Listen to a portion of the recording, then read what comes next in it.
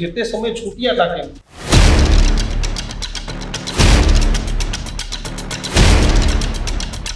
જયરાજની વાત થાય એટલે તમે હાર્દિકસિંહ ઉપર ને સાથે જયરાજસિંહ ઉપર આરોપ લગાડો.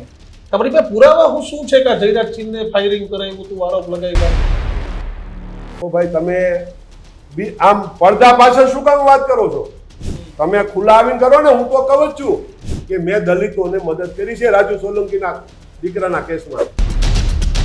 તો તમે મળદના દીકરા હોય તો સામે હાલીને કહો ને કે ભાઈ અમે કરાવ્યું છે. તમે શું કામ બીતા બીતા વાત કરો છો? એટલી કક્ષા હલકા છે કે અમારા છોકરાની ગાદી વાયા ગાદી કરેલી છે, અમારા દીકરાની વહુ જાતી હોય તો એની વાયા ગાદી કરી છે. આટલા તો હલકી ના છે.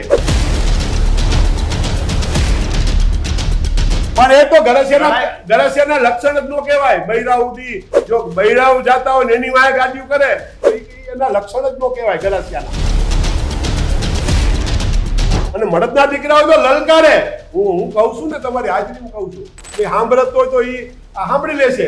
લલકારે હજી એમાં કઈ આમાં કઈ આ એવું નથી. એને અંદર મોકલી દીધા અમે બેહી ગયા, ડરી ગયા. હજી એને જે કરવું એ કરવાનું છૂટે જ છે. ફ્લેશબેકમાં તો નહીં, પરંતુ પેલો સવાલ તમામ લોકોના મગજમાં છે, જે તે સમયે છૂટ્યા હતા કેમ? જયરાજના કહેવાથી કરે છે. 6 વર્ષ પછી અરજી તો જયરાજસિંહ તો 6 વર્ષ પહેલા પણ કરી શકે કે જયરાજ જો સમાનની વાત કરે, મારા બાપુજીને લલકારે. મારા બાપુજીની ઉંમર 90 વર્ષની હતી તો એને મારા બાપુજીની ઉંમરે ધ્યાનમાં ન લીધી.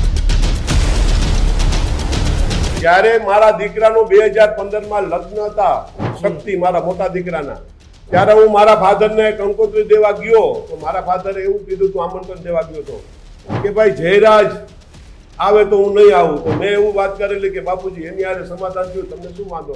તો કે તું નીકળી જા, જોયો જાય કે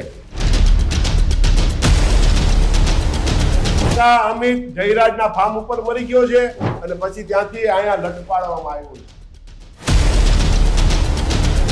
હાર્દિક જાડેજાને દીપડામાં મારા ભત્રીજાના પેટ્રોલ ઉપર ફાયરિંગ કરવા જયરાજના છોકરાને જયરાજે પૂર્વજીત કાવતરું કરીને મોકલેલ છે.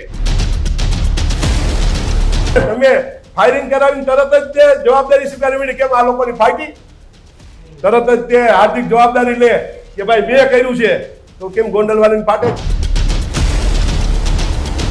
તમે છાનામાના હુકમ કરો, ખુલ્લા આવો ને.